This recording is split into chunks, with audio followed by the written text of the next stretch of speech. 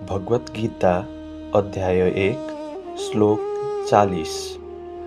हे कृष्ण, कुलमा अधर्म बढ्न सुरु भएपछि कुलका स्त्रीहरू दूषित हुन्छन् र यसरी स्त्रीहरू आफ्नो सतीत्वबाट पतित भएपछि हे वृषणी वंशी कृष्ण, नचाहिएका सन्तानहरू उत्पन्न हुन्छन्। तात्पर्य: मानव समाजमा असल सन्तानहरूको जन्म भए मात्रै जीवनमा सुख, शान्ति तथा आध्यात्मिक उन्नति हुन सक्दछ। राष्ट्र र जनसमुदायको आध्यात्मिक उन्नति गर्नका लागि समाजमा असल सन्तानहरू उत्पन्न गराउने उद्देश्यले नै वर्णाश्रम व्यवस्थाका नियमहरू बनाइएको हो। असल सन्तानको जन्म स्त्रीहरूको सतीत्व र निष्ठामा निर्भर गर्दछ। जसरी बालकहरू सजिलैसँग नराम्रो बाटोतिर लाग्छन्, त्यसै गरी स्त्रीहरू पनि पतन हुनेतर्फ उन्मुख हुन्छन्। त्यसैले बालकहरू र आइमाईहरू दुवैलाई समाजका वयोवृद्धजनको संरक्षणको आवश्यकता पर्दछ। विभिन्न धार्मिक रीतिरिवाजमा लागिरहे स्त्रीहरू व्यभिचारिणी हुन पाउँदैनन्। चाणक्य पण्डितका अनुसार आइमाईहरू सामान्यतया धेरै बुद्धिमान हुँदैनन्, अतः उनीहरू विश्वास गर्न योग्य पनि हुँदैनन्। त्यसैले तिनीहरूलाई कुल परम्पराका विभिन्न धार्मिक रीतिरिवाजहरूमा संलग्न गराइराख्नु पर्दछ। यसो गर्नाले उनीहरूमा सतीत्व र भक्तिभाव रहिरहन्छ अनि उनीहरूबाट असल सन्तान जन्मिन्छन् र ती सन्तानहरू वर्णाश्रम व्यवस्थामा भाग लिन योग्य हुन्छन्। यदि वर्णाश्रम धर्मको नाश भएमा आइमाईहरू स्वच्छन्दतापूर्वक लोग्ने मानिसहरूसँग सम्बन्ध बढाउँछन्। यसबाट व्यभिचार बढ्दछ अनि वर्णसङ्कर, अवाञ्छित सन्तान जन्मिन्छन्। अनुत्तरदायी मानिसहरूले पनि समाजमा व्यभिचार बढाउन सहयोग गर्दछन्। यसरी अनावश्यक वर्णसङ्कर सन्तानहरूको वृद्धि हुन्छ। यसबाट मानव जातिमाथि धेरै युद्ध र महामारीको सङ्कट आइपर्दछ।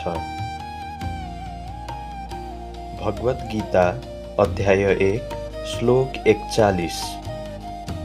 वर्णसङ्कर सन्तानहरूको वृद्धिबाट परिवारलाई र पारिवारिक परम्परा दुवैलाई नाश गर्ने दुवै प्रकारका कुलघातीहरू नर्कमा पर्दछन्। यस्ता कुलघातीहरूका पितृहरू पनि श्राद्ध, तर्पण जस्ता पितृकार्यको लोप हुनाले नरकमा खस्दछन्। तात्पर्य: नरकमा सकाम कर्मका विधि विधान अनुसार कुलका पितृहरूलाई समय समयमा पिण्ड तथा तर्पण दिनु पर्दछ। भगवान विष्णुको पूजाद्वारा यो कार्य सम्पन्न गरिन्छ, किनभने भगवान विष्णुलाई अर्पण गरिएको उच्छिष्ट अर्थात् प्रसाद खानाले सबै पापबाट मुक्त भइन्छ। कहिलेकाहीँ पितृहरू पनि विभिन्न किसिमका पाप कर्महरूबाट ग्रस्त हुन सक्दछन् र कहिलेकाहीँ तीमध्ये केही पितृहरू स्थूल शरीर प्राप्त गर्न नसकेर प्रेतका रूपमा सूक्ष्म शरीर धारण गर्न बाध्य हुन्छन्। यदि छोरा नातिले आफ्ना ती पितृहरूलाई भगवानको प्रसाद अर्पण गरिदिए, तिनीहरू दुःखमय प्रेत योनि तथा अन्य कष्टमय जीवनबाट मुक्त हुन्छन्। यस किसिमको पितृश्राद्ध गर्नु एउटा कुल परम्परा नै हो। जो व्यक्ति भक्त बनेको छैन, त्यस्ता व्यक्तिले यो कर्म गर्नै पर्दछ।